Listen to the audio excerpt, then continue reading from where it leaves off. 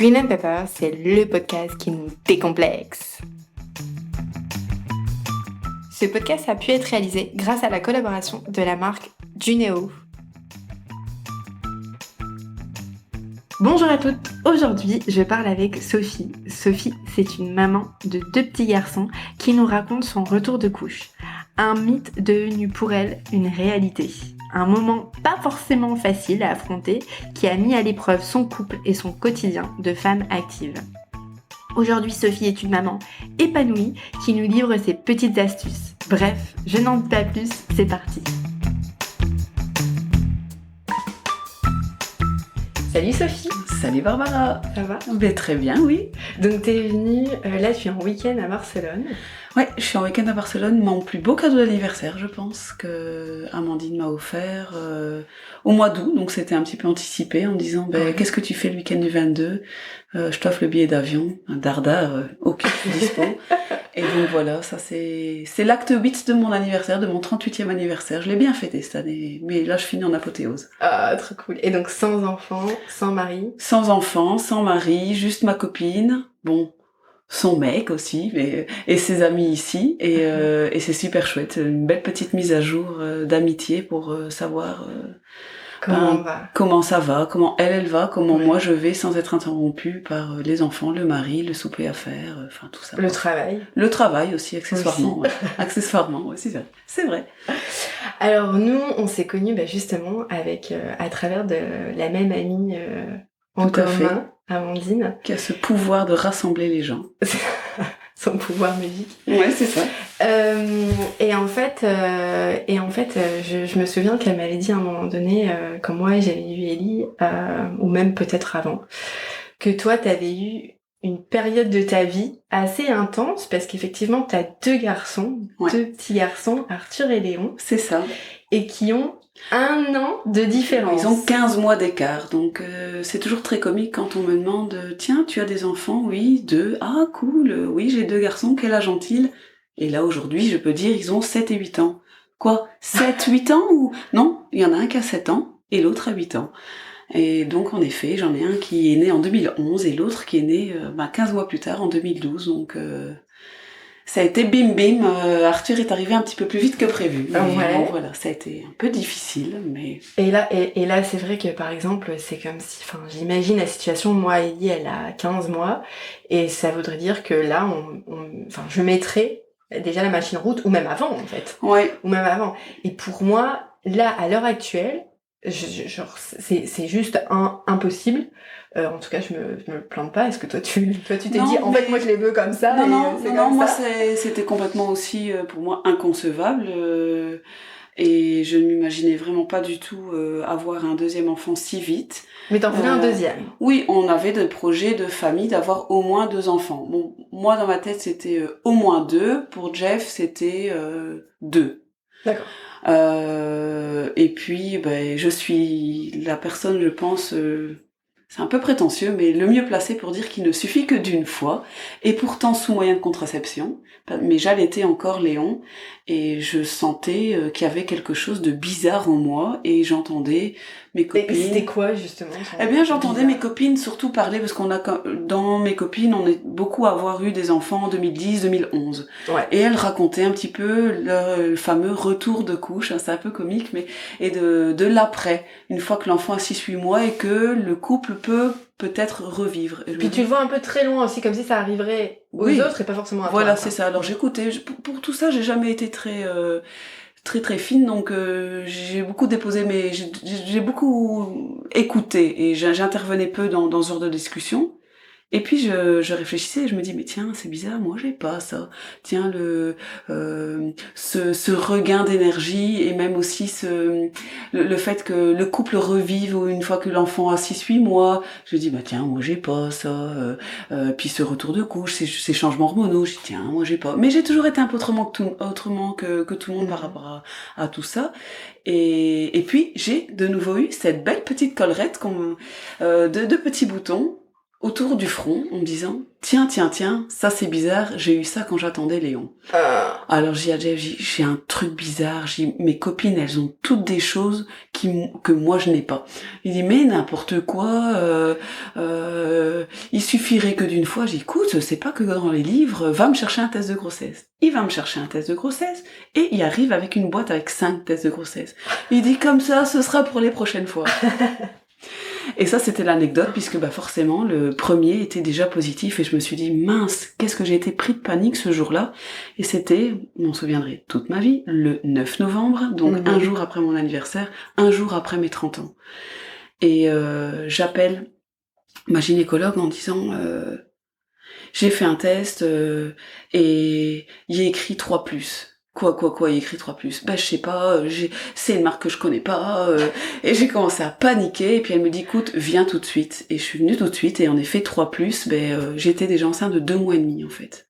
Ce qui voulait dire que donc c'était le 9 novembre, donc il avait été conçu fin août. Alors, forcément. Et t'avais accouché? En mars de la même année. Alors, juste, parce que moi, je me souviens, j'ai accouché, j'ai eu un accouchement qui était plutôt bien, on va dire, je dois pas me plaindre, mais au niveau des relations sexuelles, par contre, moi j'avais ma libido qui était complètement... Mais moi aussi, elle était complètement en berne, elle était... Et donc je me dis... Toi t'avais quand même mis non, mais le truc en route quand même. Ouais, mais je pense que il ne suffit que d'une fois, je pense.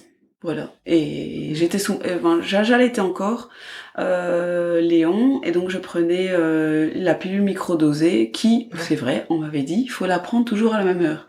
Bon, ça, j'ai jamais été très assidue à ce genre de truc. Oui, puis en plus quand tu dors pas... Voilà, c'est ça, parce que Léon, il faisait pas encore ses nuits non plus. Oui. Donc je l'avais commencé à 9h30 le matin, mais parfois je lui dis, oh, il mince, il est 11h, et puis parfois t'es encore en pyjama à 2h de l'après-midi, je lui dis, ah, mon bazar, là, je dois le prendre. Et donc, ceci étant, il est arrivé plus vite que prévu parce que Jeff était très fertile, et moi aussi. Et donc voilà, je pense qu'on était fait pour avoir des enfants ensemble, ça c'est certain. Mais et donc ce fameux 9 novembre, parce qu'il faut savoir aussi que j'envisageais de faire quand même une grosse fiesta pour mes 30 ans en me disant, mon gamin à 8 mois, je dors pas la nuit, j'ai juste envie voilà, c'est ça, de faire, et que j'ai pas su. J'ai pas su puisque je venais d'apprendre que j'étais enceinte du deuxième et que l'électrochoc a été quand j'ai été consultée, elle m'a dit j'ai pleuré forcément, elle m'a dit oui, la pochette est bien remplie, pour me dire qu'il y avait vraiment bien quelque chose dans la petite pochette. J'ai pleuré toutes les larmes de mon corps en me disant qu'est-ce qui m'arrive, comment je vais faire. J'étais avec le maxi-cosy et l'autre il pleurait dans son maxi-cosy alors que quand on vient d'apprendre que j'avais un deuxième quoi. Et là l'électrochoc c'était si tu veux il existe des solutions. Des solutions quoi? Des solutions pour le faire partir. Et je me suis dit ça, non. Puisque on envisageait de fonder une famille avec au moins 2 enfants, et que je me dis, si je recours à ce genre d'intervention, c'est peut-être mettre en péril le fait d'avoir un deuxième un peu plus, finalement, 1 an plus tard, et que, c'était beaucoup de risques pour, Et je me dis, on va prendre son mal en patience. Mon Jeff est quelqu'un de très très rassurant. Il m'avait dit, ça va aller. Lui aussi était pris de panique, mais il a vu que j'étais en moi, que c'était tellement... En vrac, t'étais un peu... J'étais vraiment, j'étais foutue, quoi. J'étais liquéfiée. Lui a vraiment pris son rôle et a dit, non, ça va aller, on va s'en sortir. Puis finalement, qu'est-ce que c'est que l'avoir maintenant plutôt que dans 1 an? Oui. Donc voilà, on a accepté de le garder. De toute façon, le supprimer, ça on n'aurait pas pu. Et puis, j'ai quand même fait la fiesta pour mes 30 ans, mais soft. et comme forcément, bon, j'ai eu 2 grossesses pour ça top, j'ai jamais été malade et tout ça. Et que forcément, personne ne s'attendait à ce que je pouvais annoncer une 2e grossesse. Personne n'a fait gaffe à ce que je buvais, puisque je buvais de l'eau, mais les gens captaient pas, ils se disaient, elle est fatiguée, c'est pas grave. Et, parce que forcément elle fait vraiment partie de ma vie, c'est Amandine qui a bu tous mes verres, mais de manière inconsciente. Donc elle a passé une soirée de feu de yeux, ça je m'en souviens bien. Et elle a dit, je sais pas pourquoi, mais je me sens un petit peu... Bah oui, forcément, moi en cachette, je virais à chaque fois, je lui refilais à chaque fois mes verres. Mais donc j'ai quand même passé un bon anniversaire de 30 ans, on a accusé le coup, et puis on a laissé venir Arthur, qui, encore une fois, par rapport à Amandine, est son filleul. Donc Voilà, mon petit boulet de canon, parce qu'il est arrivé, il a été conçu plus vite que prévu, il a voulu arriver plus vite que prévu. Ouais. Il était prévu en juillet, mais à partir de janvier, il faisait déjà coucou à la fenêtre. Et donc, forcément, la grossesse était un petit peu plus difficile. Mais ce qui m'a permis d'être avec Léon, puisque j'ai été arrêtée par rapport à mon boulot et tout ça, qui m'a permis de voir grandir un petit peu Léon, parce que lui, une fois qu'Arthur est né, une fois que le deuxième est né, bah lui, j'ai occulté clairement de ses 15 mois à ses 2 ans, je l'ai pas vu grandir, quoi. Ouais. Je l'ai pas vu grandir, puisque j'ai dû vraiment m'occuper du plus petit. Le plus petit. Alors que l'autre était encore petit, mais c'était ça qui était le plus difficile. J'avais l'impression de perdre un peu Léon. Ouais, le premier, premier. Je l'ai pas vu, Et d'ailleurs, c'est ça qui a certainement forgé son caractère, c'est que t'as un enfant qui sait rester tout seul, qui se suffit à lui-même, qui est vite satisfait, parce que je pense que, par la force des choses, il a dû, la deuxième année de sa vie. Il a dû comprendre aussi un petit peu dans la situation. Il a dû se dire, tiens, à mon avis, mes parents galèrent, je vais faire profil bas, parce que c'est un enfant très raisonnable. Ouais. Très raisonnable. Et donc, justement, tu disais que, peut-être qu'il pensait que, les parents, ils galèrent. Est-ce que t'as galéré dans ton couple ? Ouais, on a galéré, nous, dans notre couple, dans la vie de famille, ça a été vraiment compliqué, c'est vrai. Maintenant, j'en parle encore souvent parce que beaucoup de mes collègues me posent des questions quand ils attendent leur deuxième en me disant, et toi, comment t'as fait ? On a fait. Maintenant, mais de toute façon, t'as pas le choix, quoi. Ouais. Et comment ? J'en sais rien, on a composé. On a eu de la chance d'avoir eu quand même de l'aide de nos familles, nos mamans respectives. Comme Léon était d'un tempérament très calme, très gentil et assez facile, sans souci de santé, parce qu'on en reviendra certainement après par rapport à Arthur. Et c'est là aussi sans doute pourquoi j'ai pas vu grandir Léon, en tout cas la deuxième année de sa vie. Il était souvent chez mes parents, enfin chez ma maman ou chez mes beaux-parents. Le temps que je puisse m'occuper d'Arthur, parce que lui, on a vraiment galéré au niveau santé. Il avait quoi ? Il y a jamais eu rien de grave, mais il a cumulé plein de petits soucis. Beaucoup de reflux, œsophagite sur œsophagite, des allergies alimentaires, mais qu'on n'a pas vu tout de suite. Ça, c'est vrai que moi, je mange de tout. Et donc après, comme j'allaitais, j'ai dû suivre un régime alimentaire particulier. Finalement, le pédiatre a dit, il faut passer au lait... infantile. Parce que on s'en sort pas par rapport à ses allergies. Il y a eu quelques petits problèmes rénaux, mais rien de grave, hein. Et là, il est toujours allergique à quelque chose ? Non, maintenant, non Non, maintenant. Il est plus fragile, mais franchement, non, maintenant, maintenant, tout va bien. C'était vraiment le début de sa vie où il a un peu galéré, quoi. Il a un peu galéré, et je pense que nous, on a été aussi à tâtons, on n'était pas prêts. Je pense qu'on n'était vraiment pas prêts, et que tout s'est cumulé, et les deux, à mon avis, t'essayais de voir un peu la lumière au fond du tunnel, et puis d'essayer... on la voyait pas. Mais en même temps, t'es obligé de faire, c'est ça, tu peux pas dire je laisse mes deux enfants comme ça, t'es obligé d'être une machine, et de toute façon t'es obligé quand même on était en mode machine, et on essayait tout et n'importe quoi, et puis on s'est tourné vers plusieurs types de médecine, j'ai été voir des kinésiologues, d'abord médecine traditionnelle, parce que Jeff est très cartésien, puis à un moment donné, je me suis toi-même tournée vers l'homéopathie. Là, j'ai eu des résultats que je n'avais pas eu avec Léon, mais je pense qu'on est vraiment réceptif ou pas réceptif à ce type de médecine. Et Arthur, lui, c'est comme ça. Lui, il a besoin de choses en douceur. C'est une boule de nerfs. C'est un enfant très paradoxal. C'est une boule de nerfs. Il est énergivore, mais à côté de ça, il est très sensible, et il a besoin des choses, faut y aller mollo, quoi. Et c'est maintenant je le connais, et je sais comment il fonctionne. Mais on a vraiment galéré à ce niveau-là, et parce qu'il y avait ces soucis de santé, on dormait pas, l'autre était aussi hyper petit, et donc, on essayait de voir cette lumière au bout du tunnel, on a eu du mal à la voir, et puis un jour, il y a eu cette lueur. Et alors là, par exemple, moi par exemple, c'est vrai, j'ai une petite fille, il y a peut-être d'autres mamans qui nous écoutent, ou des futures mamans. Ça serait quoi ton petit conseil, justement, toi qui en as eu quand même 2 rapprochés, donc qui a eu quand même double charge, pour essayer que ton couple, justement, il arrive à survivre, en fait, parce que c'est vrai que des fois on pense beaucoup aux enfants, on parle enfant, mais il y a aussi une part de couple qui est on doit être une team. en fait. C'est ça. Et comment on arrive à justement à continuer d'être soudés, à se retrouver des petits moments à nous et de pas finir à se séparer, on va dire entre guillemets à cause des enfants. Ouais. Mais tu vois, et être esclave aussi des enfants. Ouais. Je pense que notre force, c'est que tu t'as utilisé le mot, on est vraiment une team, on est vraiment une équipe, on est très complémentaires, on a beaucoup de choses au niveau valeurs en commun. Par contre, on a tous les deux ces échappatoires que sont nos sports, nos amis et Jeff est passionné par son boulot, il est pompier et donc lui aller au boulot, c'était son échappatoire. Et je pense que ça c'est aussi important de bien se sentir dans son boulot. Et dans l'équipe que nous formons, c'est que moi j'accepte qu'il puisse faire des choses seul. Il accepte que je fasse des choses seule, et donc ça veut dire que les peu de moments où on peut être ensemble, on les vit de manière intense, ouais. Après, notre couple, j'irai au niveau intime, on a pris un sacré coup. Hein. Je pense que ça, c'est le lot de beaucoup de femmes et qu'on a peur de se l'avouer. Et c'est des choses que même j'avais même pas, qu'on parlait pas spécialement avec mes copines. En voulant dire que tout allait toujours bien. Non, c'est pas vrai. Je pense qu'une femme en a moins besoin, un homme plus. Et moi j'ai dû à un moment donné prendre sur moi en disant oui, il a besoin de moi, mais de moi, pas matériellement, mais de moi. Et donc là j'ai dû quand même. J'aime pas utiliser le mot effort parce que ça peut pas être un effort, sinon c'est faux. Mais j'ai dû me dire. Mais il faut pousser. Ouais, c'est ça. Il faut se pousser et se motiver et puis finalement ça revient. Mais ce qui a été notre force, c'est le dialogue. On dialogue beaucoup. Et que quand ça va pas, même si lui a du mal à le dire, il sait me le dire il m'écrit une lettre, ou dire j'ai envie de te parler de certaines choses. Et donc du coup, on provoque le dialogue.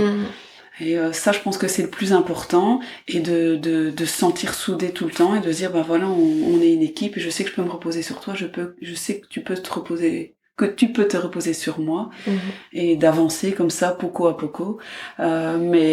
Clairement, il y a des moments où cette vie de couple, elle est clairement mise entre parenthèses. Hein.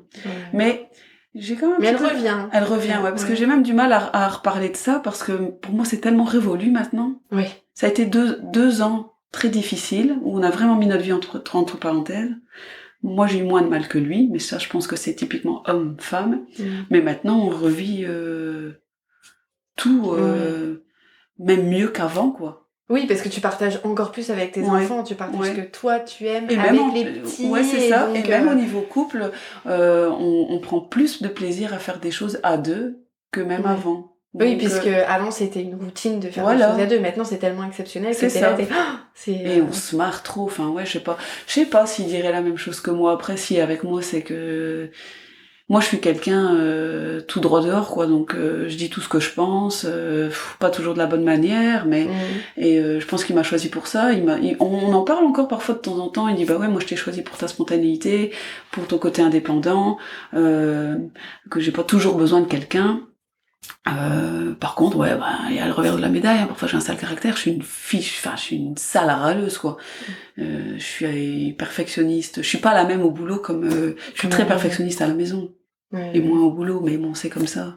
Mais c'est vrai que ce mot équipe, enfin moi maintenant, depuis l'arrivée d'Ellie, c'est vrai que je le dis encore plus à Pete parce que sincèrement, on peut pas tout faire. On a cette, c'est ce qu'on se disait tout à l'heure, c'est-à-dire que on est nous maintenant, alors je sais pas si c'est une pression ou on veut tout faire et tout gérer, donc être top comment on travaille, dans ta vie de couple, en tant que maman, tout savoir gérer. Mais en fait, à un moment donné, on sature. Non, on sait pas. Et on sait pas. Non, et il faut pouvoir s'avouer que c'est pas possible. Ouais. Et ça, je pense que c'est plus difficile, mais...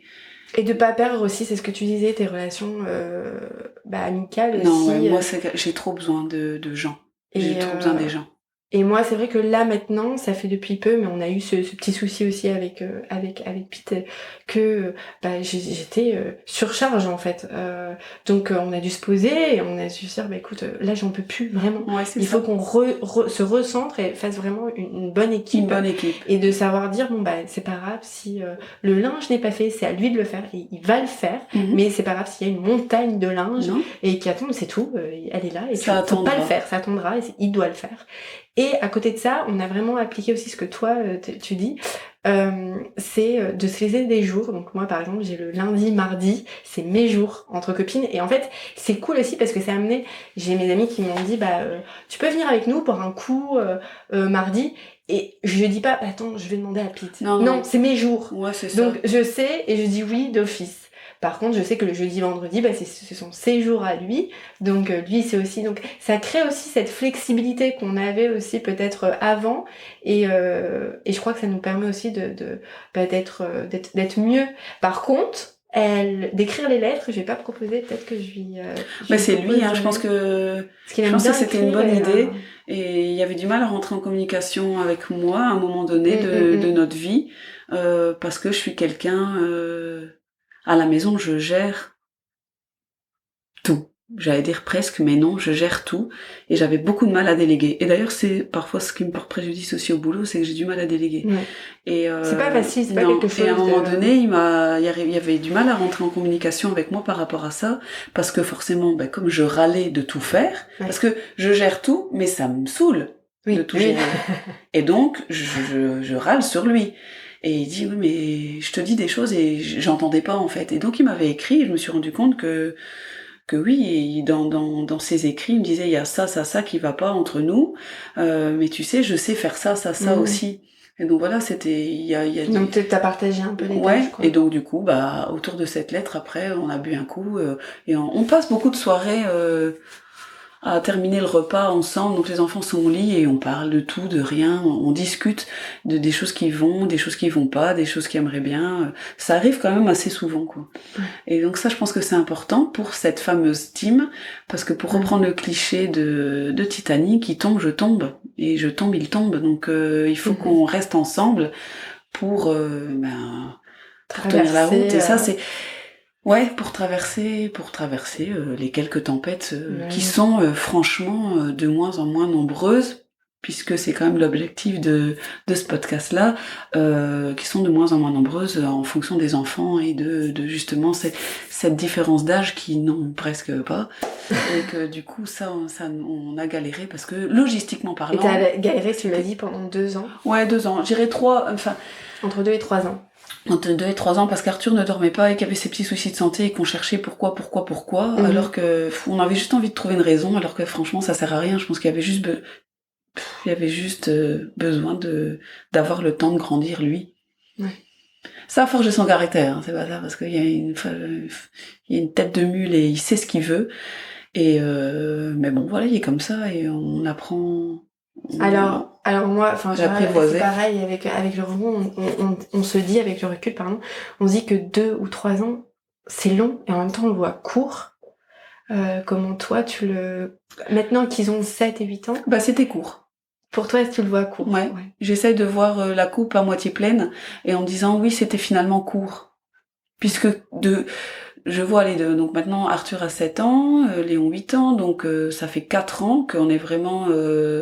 Donc on était sous l'eau, puis à un moment donné, on était à flot jusqu'à 4 ans. Hein, donc ça a été vraiment dur 2-3 ans, puis après c'était un peu chaud patate et il a fallu le temps de récupérer. Notre médecin homéopathe avait dit une fois que vous serez sortis de ces soucis-là, c'était pas des gros soucis, hein. Mes enfants ils n'ont jamais été hospitalisés, mais c'était des petites ça reste galères quand même, en fait. c'est tant que ton sommeil aussi. C'est ça, et c'était cette torture-là de ne pas dormir. Et elle disait, une fois que ça se sera rétabli, il va vous falloir 1 an. Et c'est vrai que moi, quasi jour pour jour, je me suis sentie en avril. J'aurais pu dire la date, mais il faudrait que je réfléchisse quand il y avait 4 ans. Donc 2016, je me suis sentie comme ça revivre d'un coup. Donc c'était 1 an plus tard, après ce qu'il soit rentré à l'école, qu'il dorme, etc. Et donc pourquoi je parlais de ça? Oui, que je voyais la coupe est pleine, que c'était finalement court. Oui, parce que maintenant je vois tout ce que on refait depuis 4 ans. Oui. Je me dis, cette période-là, c'était pas long. Mais quand t'es dedans, ça te paraît une éternité. Oui, c'est parce que maintenant, vous faites tellement tout en famille, Ouais, on fait tout ensemble.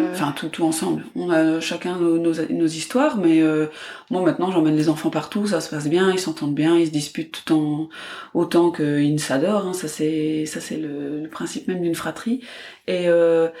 et moi de tempérament, comme il y avait eu des soucis de santé et tout ça, et c'est ça qui aurait pu paraître long quand t'es dedans, c'est que moi j'ai vraiment mis cette vie pendant 2 ans entre parenthèses, parce que dans les galères, et que toutes les mamans qui nous écoutent, oui, sortir avec le maxi-cosy, la poussette, que t'arrives pas à plier, que t'as des oreilles sous les bras et que c'est juste horrible de devoir... et ta tête aussi. Oui, ta tête, t'as une tête qui n'est pas une tête, t'es jamais coiffée, t'as tout le temps du lait sur ton épaule, dans ton sac t'as des paquets de biscuits, voilà, ça c'est la vraie vie.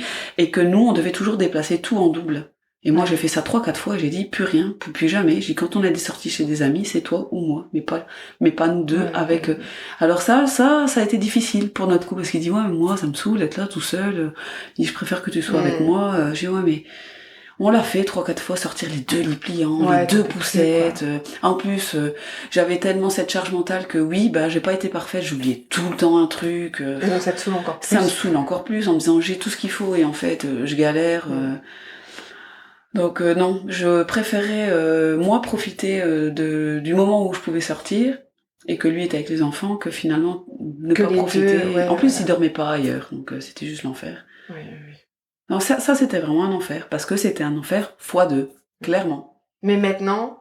Ah, mais maintenant... Non, non, mais maintenant, vraiment... c'est cool. C'est vraiment... On va en week-end entre copains, et à un moment donné, je me dis, après 3 heures avoir bu autant de verres, je me dis... je voudrais pas paraître pour une alcoolique non plus. Mais, je me dis, tiens, il est 3 heures, mais où sont les enfants ? Il faudrait peut-être qu'ils mangent, en fait. Ouais. Parce qu'ils s'amusent, cool, parce que... Voilà. Non, ça c'est vrai que c'est chouette. Alors, je vais juste terminer sur un petit conseil que toi tu m'avais donné quand Ellie était toute petite, ça se trouve tu t'en souviens même pas. C'est possible. Mais en tout cas, qui était très chouette, et je pense que ça serait bien de le partager, c'est-à-dire que moi, quand j'allaitais... je sais ce que c'est. C'était tout le temps moi qui me levais, et Pete dormait à côté. Alors, le premier mois, ça avait été, et au fur et à mesure, en fait, c'est quelque chose où c'est dur aussi mentalement de dire c'est tout le temps moi. Et tu m'avais conseillé en fait que Jeff le faisait, en fait c'était lui qui se levait, même si moi je me souviens Ellie était à côté, et toi Léon, Arthur était complètement à côté.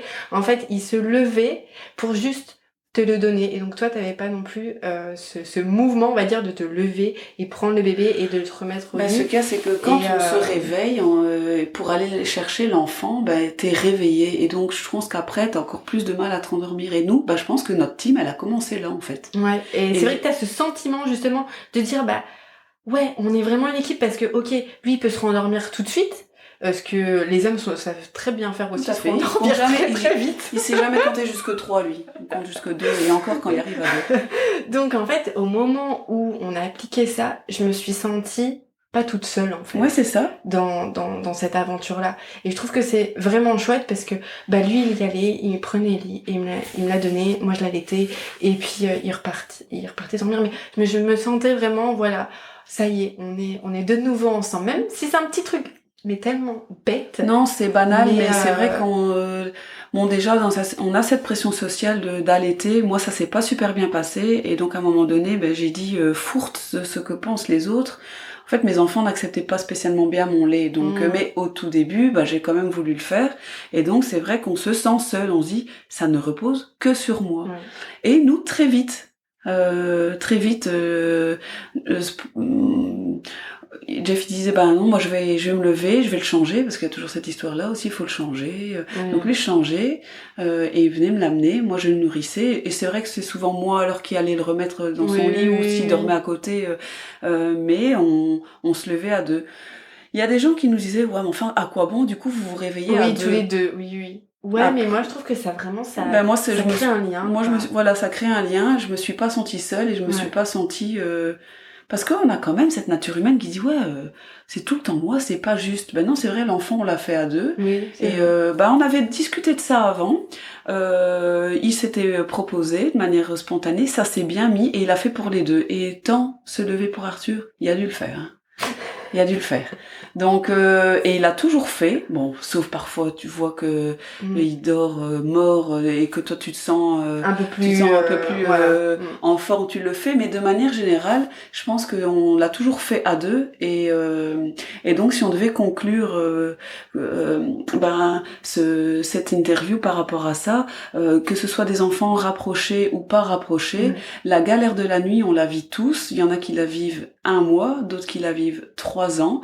Mais l'important dans le couple, c'est la communication et toujours penser à faire une équipe et d'être une équipe. C'est super. Voilà. Mais en tout cas, merci beaucoup. Merci à toi, ça m'a fait plaisir. Je me demandais un petit peu en quoi j'allais pouvoir aider.